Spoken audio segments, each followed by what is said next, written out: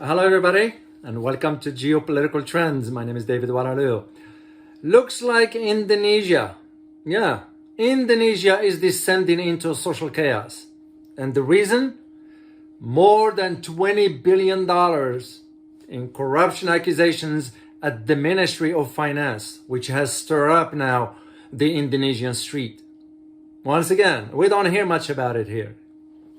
In this video, I am going to provide you a brief assessment as to what this corruption is all about and why Indonesians should be mad and demand answers from the government. But before I do this, I'd like to extend, as always, my thanks to the channel members and subscribers, that is you. And if this is your first time landing on this, please make sure to subscribe and hit or smash that notification button so you'll be notified every time I upload a new video. And I thank you all for your support. Let's dive into this. So, Indonesian Minister Muhammad Mahfouz stated that the investigation now about these corruptions included more than 160 reports. And by the way, this investigation has been conducted since 2009, just concluded this year. So 160 reports since 2009 are linked to about 460 people in the Ministry of Finance. So makes you just wonder, how do Indonesian people woke up to the news this morning? So as the government, here is where it's problematic in Indonesia now. The government, Joko's government that is now aimed at increasing the number of taxpayers. So Indonesian street has been busy for days now with the successive media coverage of the tax officials from different regions against the background of them or a family member appearing, get this guys, on a social media riding luxury cars or appearing to be wealthy. This is no different than what just happened in Ukraine with the chief of staff for President Zelensky, who was driving some really fancy sporty cars. How did he get about that? How did he get the money for that? Of course, the money was sent in to the most corrupted country in the world. So now Indonesia is dealing with this. And this is not new, by the way. Indonesian people have been concerned about the massive corruption that exists in that system. So what the finance minister said that adding to the issue is the coordinating minister for security, political and legal affairs, Muhammad Mahfouz, announced the disclosure of suspicious financial transfers among the finance ministry worth about $20 billion. This is based on the investigation that it conducted, is the largest case ever talked about in the single government department, the finance ministry. So it becomes the question to me is, President Joko, if he couldn't get his act together by get on this and find out who the perpetrators are, Indonesian people will lose faith. The second thing that they're going to be concerned about now, Indonesia wants to join BRICS. How can you join BRICS if you are so corrupted? Those are legitimate questions. And Indonesian people deserve an answer to this.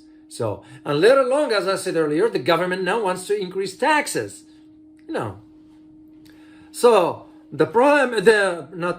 finance minister Mahfouz now, who heads a team to investigate money laundering crimes, said that the Anti-Corruption Commission began investigating the wealth of officials in the tax and customs departments.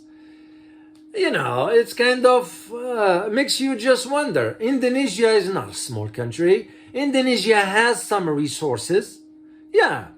But the Indonesian people are not benefiting from that. So that becomes now questioning the role of the government. And this turns out to be now is that the financial transfers between accounts of the tax officials in the Ministry of Finance and 40 other banks. That was worth about $33 million over a 4-year period. So each time there was a transfer of sort.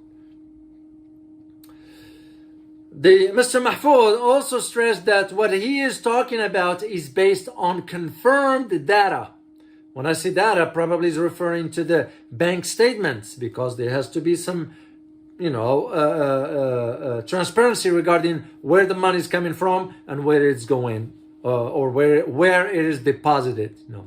And the summary of the investigation that included more than, as I said earlier, 160 reports since 2009 until this year. Yeah, that's how long this investigation been conducted, and confirming that it were about 460 people in the Ministry of Finance, including 69 people with wealth. So what it looks like to me is that the government need to press charges against those individuals. Of course, they have to put the money back that belongs to the Indonesian people. They have to pay the fine, and they have to go to jail.